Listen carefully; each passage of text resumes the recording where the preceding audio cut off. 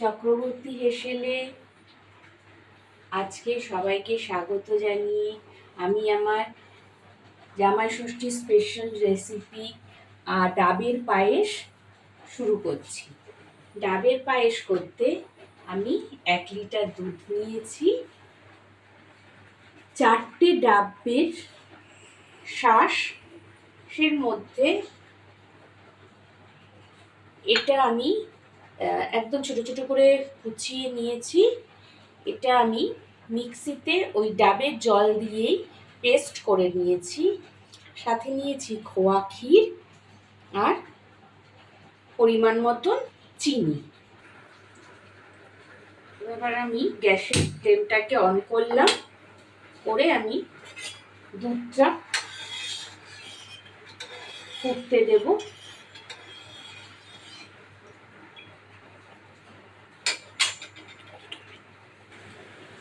দেখুন এবার দুধটা ফুটে গেছে।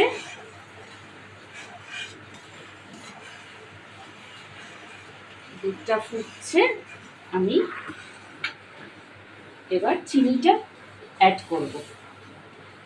আমি একটু কম মিষ্টি দিই, কারণ বেশি মিষ্টি খেতে আমাদের বাড়িতে কেউই পছন্দ করে না। এর জন্য আমি হালকা মিষ্টি দিয়েই ডাবের পায়েসটা করি। ডাবের পায়েসটা খুব মিষ্টি হলে ভালোও লাগবে না খেতে। চিনিটা গলবে।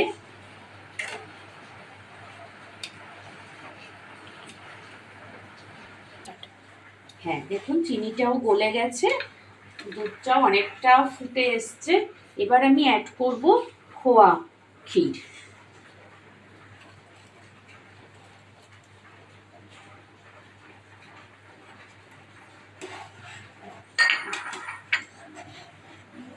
খোয়াটা অ্যাড করে এবার আমি একটু নেড়ে দেব।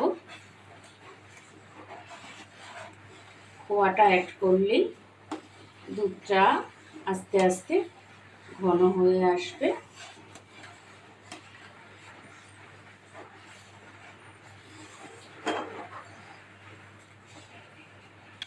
দেখুন অনেকটা হয়ে এসছে, এর থেকে আর বেশি ঘন হবে না, তার কারণ ডাবের পায়েস একদম পাতলাই থাকে।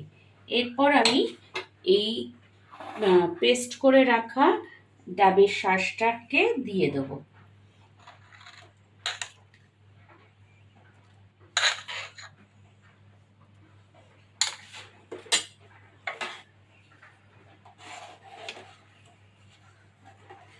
লো হিটে করে এটাকে দিতে হবে, অল্প অল্প করে দিতে হবে, দিয়ে এটাকে নাড়তে হবে।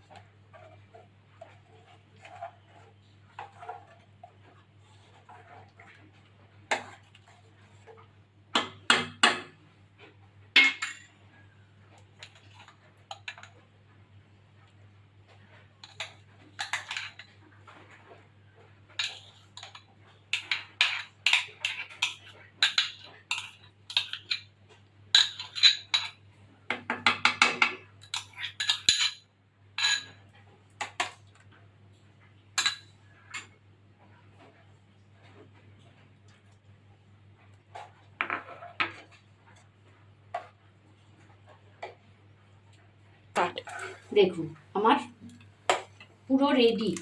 দেখুন কতটা ঘন হয়ে গেছে। এর থেকে বেশি ঘন আর ডাবের পায়েস হবে না। এবার ঠান্ডা করে যেই আপনি ফ্রিজে রাখবেন আরও একটু ঘন হয়ে যাবে, আর এটা ঠান্ডা ঠান্ডা খেতেই বেশি ভালো লাগে। এবার আমি এই ডাবের কুচিগুলো অ্যাড করে দেব। এগুলো মুখে পড়লে খুব স্বাদ লাগে। আর যারা নারকোল ভালোবাসেন তাদের কাছে তো এটা অসাধারণ লাগবে খেতে। একবার বানিয়ে খেয়ে দেখবেন এটা কতটা স্বাদ হয় খেতে। তবে মিষ্টিটা খুব বেশি দেবেন না, খুব বেশি মিষ্টি এটা ভালো লাগবে না। দেখুন ফাইনালি আমাদের ডাবের পায়েসটা রেডি হয়ে গেছে। যাদের যাদের ভালো লেগেছে তারা প্লিজ একটু সাবস্ক্রাইব করবেন এবং শেয়ার করবেন। নমস্কার।